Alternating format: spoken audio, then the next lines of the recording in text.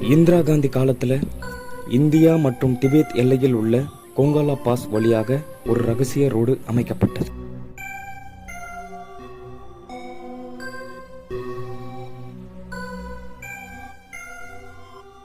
ஆனா அந்த ரோட்ல போறவங்க எல்லாம் மாயமாக ஆரம்பிச்சிருக்காங்க.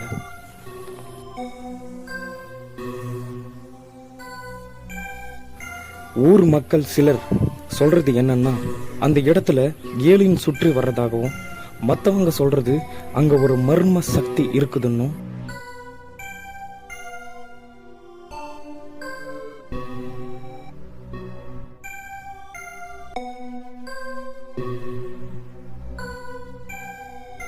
அது மனுஷங்களை வேற உலகத்துக்கு இழுத்துட்டு போறதாகவும் சொல்றாங்க.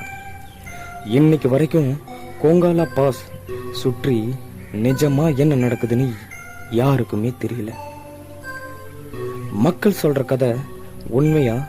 நீங்க என்ன நினைக்கிறீங்க? கமெண்ட்ல சொல்லுங்க. அப்படியே நம்ம சேனலை சப்ஸ்கிரைப் பண்ணிடுங்க.